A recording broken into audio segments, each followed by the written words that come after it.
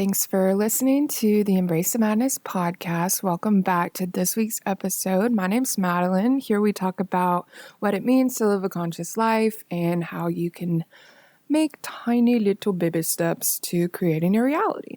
So last week we talked about how important it is to live in the present moment, kind of what it means, what it feels like when we're living in the past and the future, which are kind of yucky places to be if you're not careful, and kind of how you can apply mindfulness to your life. And I don't know, it just creates such a beautiful, beautiful thing. I just realized that I said, I don't know. And someone pointed out to me, my friend Peyton, and he was like, well, don't just say, speak your truth. So I'm trying to be mindful of that. But anyways, so this week I just kind of want to pause, reflect, look back at everything that we've talked about. This is kind of where I ended the whole introduction section.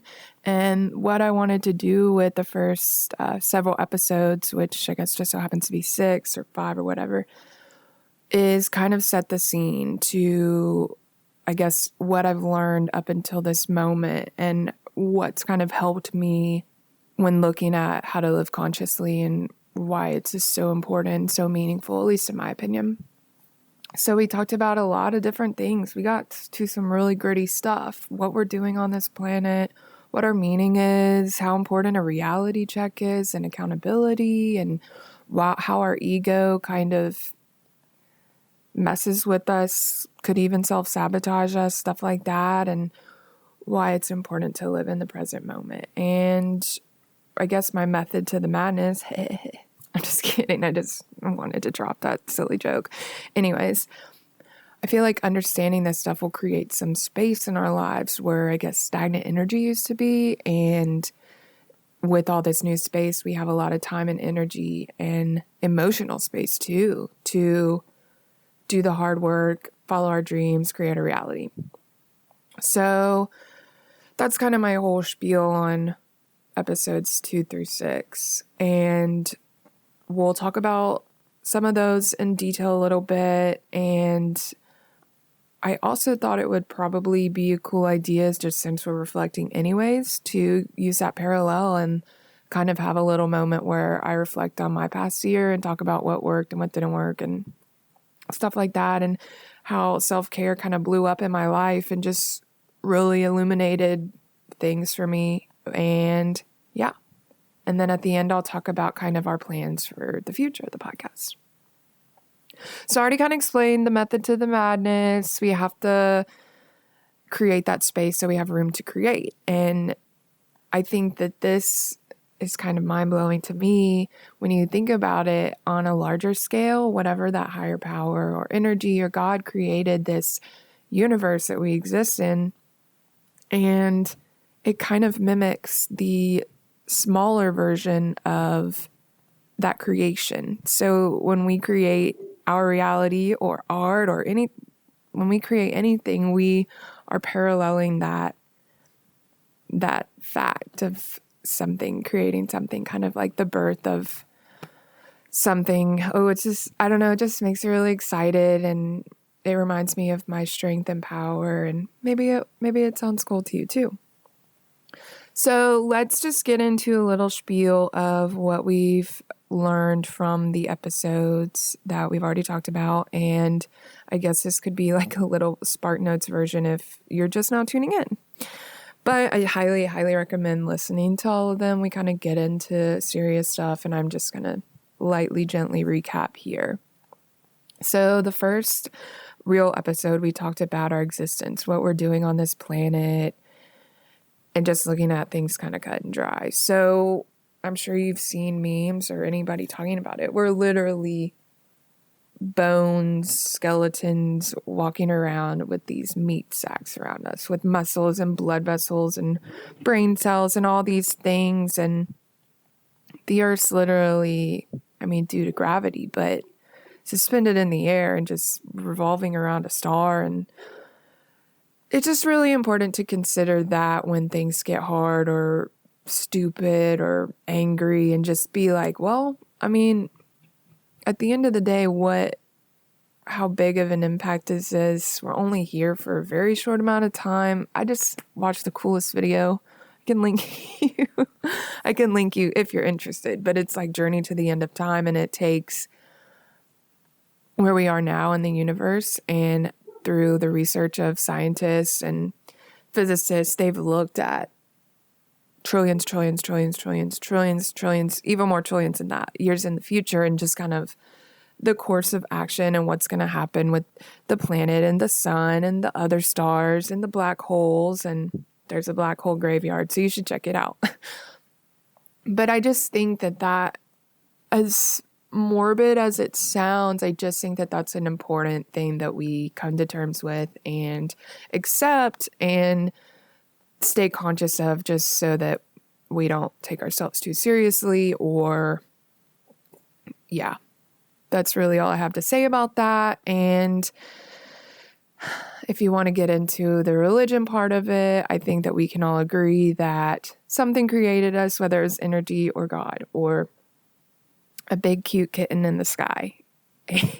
So let's just look at the science and the biology of it. So the next episode, we talked about meaning and purpose. And since I kind of went into all that with our existence, what I got out of that was there's no meaning. There's some weird rhyme or reason, but we're not really sure what it is. We can just observe it in nature. But with that being said, I think that leaves a blank canvas, and that means that we have to create it. And it sounds kind of scary and intimidating, and it kind of is really scary and really intimidating because we have so many options. But I think that it actually leaves a lot of room for exciting things, and there's no wrong answers, and it's your blank that you got to fill in. And realizing that kind of helps us to stay conscious of, okay, well, if my purpose is to share the love and light, then what are some ways I can do that? And just kind of diving into your purpose so that way you can structure your life around that and feel totally fulfilled.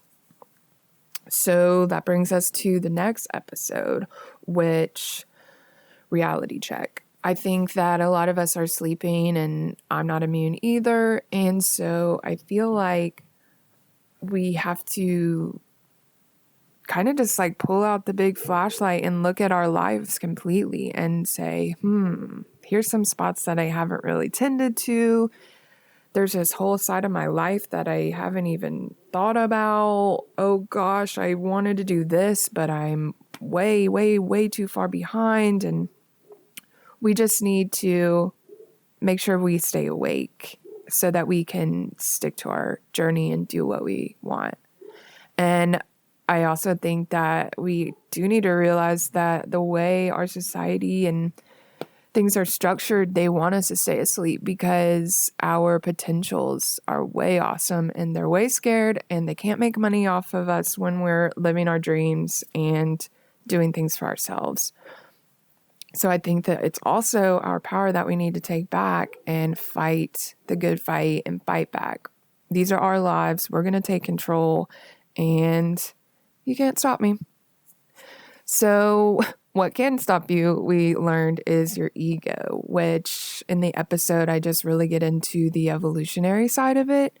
And we realize that the ego is just trying to protect us. It's kind of like that mediator between the spiritual, energetic world and the physical, tangible world. And so since we come from animals, we have a lot of primitive brain functions that come through when our survival is threatened, which is known as the fight or flight. And so now that we're kind of like this newer evolved society, we've got cell phones and Facebook and stuff like that and social media. And there's just a lot of other things that trigger our egos when we're actually not in danger. And so instead of kind of reprimanding or getting upset with this reality, we can kind of transform that relationship into a friendship and one of balance and understanding and acceptance, but also kind of laying down the law. Because we don't deserve to live a life of self-sabotage just because there's a part of us that's scared. And I think that we can't really just get rid of the ego, because I'm not really sure what would happen, because I haven't really been able to like fathom that. But I just think it would be weird. And I think we would be miserable when we have to live our lives in this human society anyways. So we can just kind of reassess our perspective. And then that brings us to the most recent episode, where we talked about how we can kind of escape the ego and its wrath by living in the present. And really, it's the only thing that we know to be in existence and true and real is just every moment that we have right now. So I think it's important to know that you can be safe in that moment if you choose to ground yourself and focus on kind of what we've all talked about since here. We are part of something greater, and what I'm upset about is just an emotion, and it's important to let it come, but then also not to identify with it. And when we can stay in the present and kind of hold our past and our future in front of us and know that that's not who we are and who we're going to be, and just realizing that our present moment is the best place to be. We get to see life right in front of us, and it's a really beautiful place. So that's kind of a really quick spiel, really fast actually. I hope that it was concise and not too fast. I'm trying to record this before I go into work for a training class. I move on Friday. Well, we get the key on Friday. And so I just know that I'm probably not going to have any time to record this, and I'm trying to be proactive. So I think I should have enough time. But just thinking about all of this, and didn't want to have to get into too much detail on stuff that we've already talked about. And like I said, I encourage you to tune in to the other episodes. They're super, super good, super informative, and way more in depth than my recap. But thinking about all those kind of, and we all know that 2020 is coming in a couple weeks, I figured, what the heck, it's not too early to talk about kind of just a bigger, grander reflection in our lives in the past year. And I think it's always a good time to pause and reassess and say, okay, this is what worked. This is what didn't really work. I had a really good time doing this, or dang, I made that mistake again for the 4th year in a row, kind of just that kind of idea. And so I think I've had a really good year so far. I realized the importance of self-care, and so that was kind of a whole lot of my life, is just researching, what does it mean? What does it mean on an individual level? What does it mean on a Madeline level?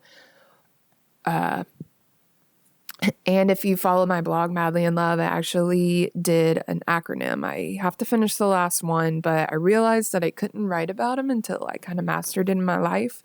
And I still love cheeseburgers and ice cream. So the eat to nourish part, that's to be determined, which is the last E. But I just, in creating that acronym and challenging myself to write about each one, kind of made me reassess, okay, well, what role does this piece of self-care have in my life? And what is it? What are ways that it's manifesting in my life? Where do I stand on the spectrum? Am I taking care of myself? Am I not? Am I still making mistakes and hurting myself? And so that was just a cool, super cool thing that I was able to go through.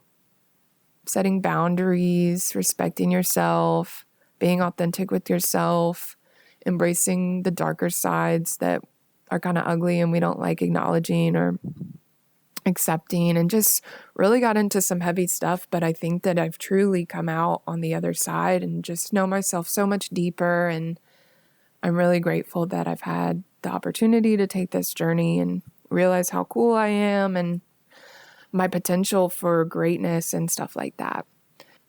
And something else I realized was, one, not to mention, this was 25 whole years of my 26-year-old life. But there exists this weird normalcy of self-deprecation. And I even that was a huge part of my life for a long time. It's so funny. I mean, yeah, you don't want to take yourself seriously, but you also don't want to just completely talk shit about yourself all the time, because that's not getting anyone anywhere. I'm not really sure what I just said.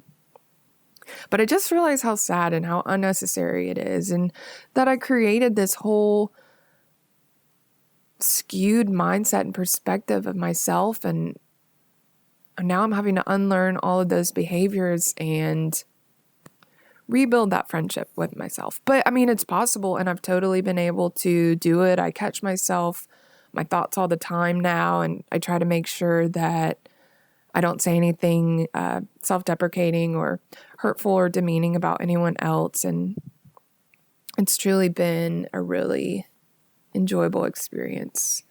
And I recommend for you to think about that, because it's just like, like we have that power in ourselves, and we are God or the universe. We are that part. It's like you're saying, like, you're talking shit about God, and that's just not nice, because whoever, whatever provided a lot for us and so much abundance. And if we're just going to talk shit about them, then we're just being ungrateful. So I've taken the time to remind myself of that, and look at me grow. So another thing that I've been really trying to challenge myself and work on is setting goals. And I've just always been this person to kind of, oh yeah, I want to do this when I grow up, or this, but I never actually take the time to break it down. And so years pass and I'm like, well, cool, I haven't made any progress. So this year I tried to really get better at setting goals, mini goals, and creating little mini breakdowns of that goal to get things accomplished. And I would say that it's working, and I'm super excited because I've just never been really like that kind of goal oriented. I have, I guess, like a bigger goal in the back of my mind, but specific goals were something that I needed to work on. And I would say that it really helped breaking them down, because when they're so big and distant and out of reach, it gets kind of scary, and it's like, oh God, I don't know how I'm going to do all that. So we kind of just like get freaked out and back out of it. And I noticed myself doing that a lot. And I noticed that when you do that, time passes, and then you are like, dang, I could have used all that time to do this. But it's necessary. I learned a lot and stuff like that. And I think a huge thing that I needed to adopt and accept and acknowledge and integrate into my life is accountability. I've always been one who relies on external accountability. I am a raging perfectionist that I'm trying to calm down, figure out that, heal those parts of me. But I loved I was just really good at school. And so that kind of academic validation was always something that I strived for. And when I got out of college, I lost a schedule and didn't have any deadlines. You have to create your own deadlines apparently and make sure that you get your job done, which is like mind blowing to me because I don't know. But that just was kind of made aware to me over the last few years. So I was like, oh, I need to get better about this. And it's been a journey. And like I said, I'm learning about myself, but I get into it a little bit in that blog post. But when you set boundaries with yourself and others and stuff like that, it just really strengthens the relationship you had. And it was important for me to realize that since I created my meaning, I was really the only person responsible for my life and what I could create. And I can't rely on all that external validation or people holding me accountable, because people live for themselves, and it's hard to base your life around other people, and you just end up waiting around and excuses get made, and it just all turns into a big lump.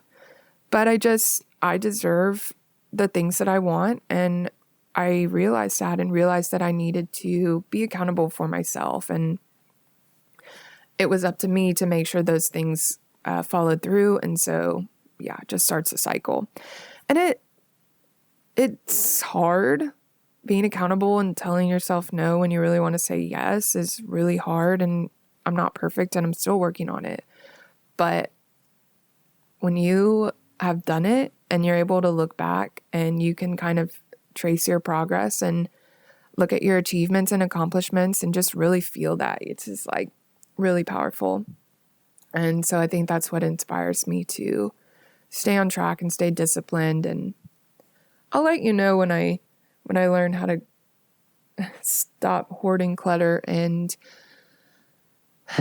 stay disciplined about my cleaning habits. But that's neither here nor there. And anyway, so yeah, just thinking about this whole podcast reflection, it was funny. I was cleaning and getting stuff ready to move with my sister the other day, and I found this sheet of paper where I was writing down questions of what does it mean to have a podcast, who's your audience, and all that stuff. And so just being able to say, whoa, I'm already on episode 7. I remember when I was thinking about maybe I should create one. And it's just really cool when you can break things down, and it's just like a whole epiphany to me.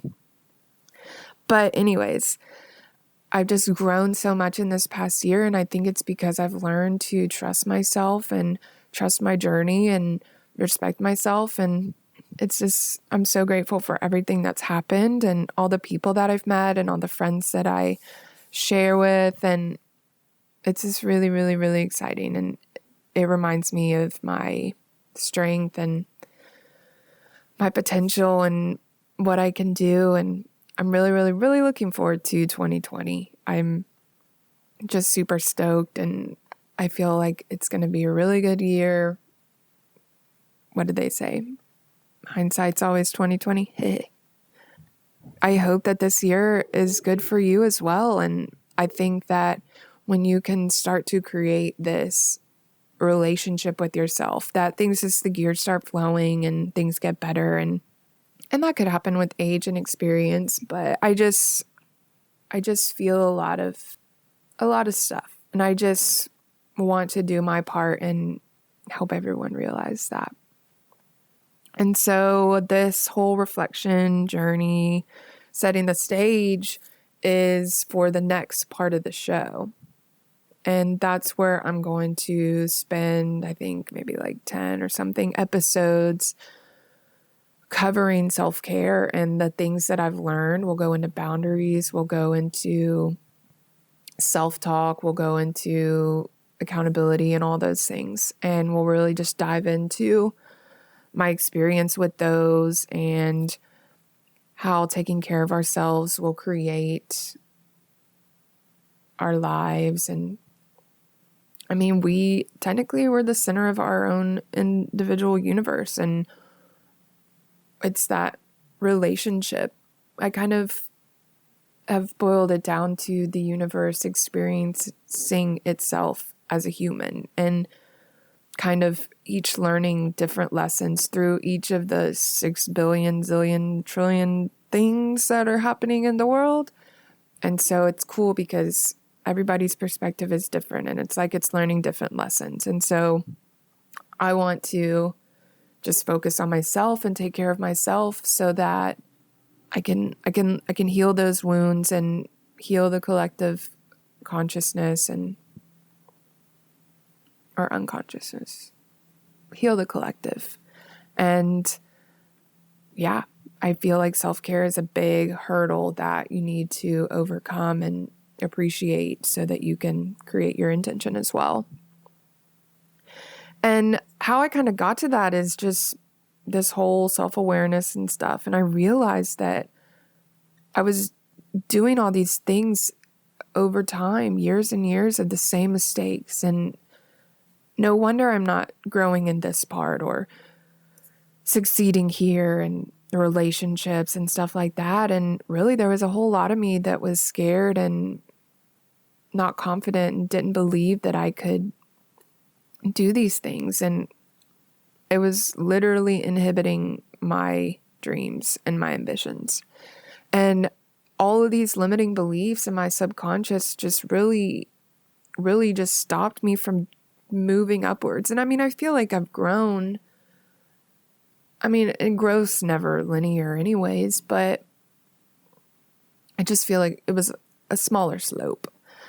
So I realized that it is what it is. And I just, unfortunately, I wasn't taught how to take care of myself. And that's okay. I mean, in a society that preys on people not taking care of themselves, it's just a common thing. I think it's just, yeah, it's a common thing.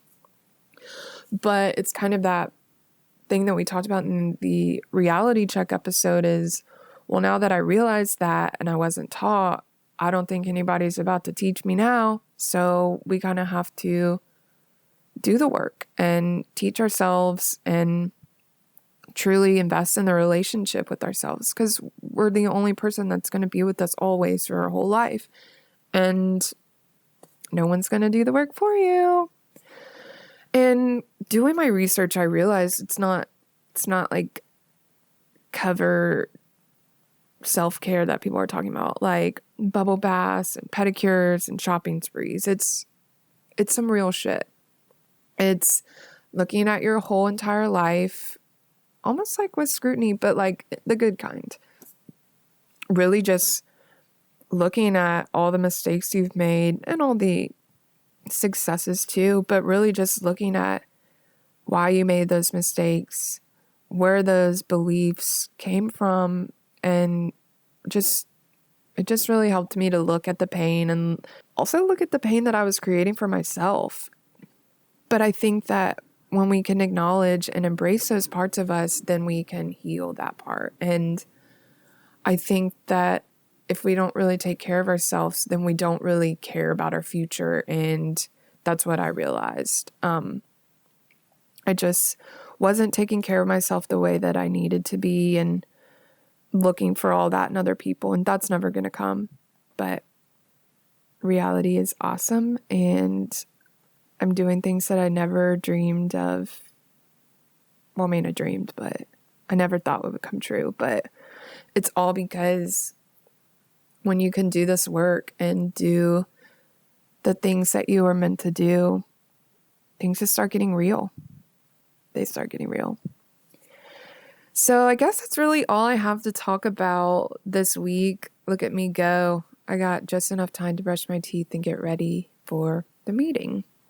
So next week we'll talk about more in depth about my self-care journey and what my experience is with it, and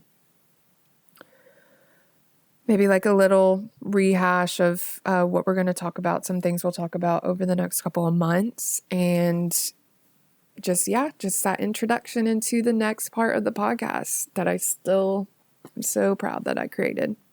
I'm still loving hearing all of y'all's feedback. It's just, this has been a really good experience for me too. I think talking about these things is kind of therapeutic. And I mean, I guess that's what therapy is too, but it's just been good. And it's been awesome hearing your feedback and just knowing that the things that I share and talk about are relatable and people's lives are changing every day.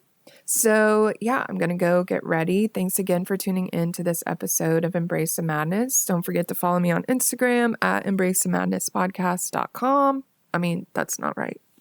At Embrace the Madness Podcast. And I can't wait to talk to you next week. Bye.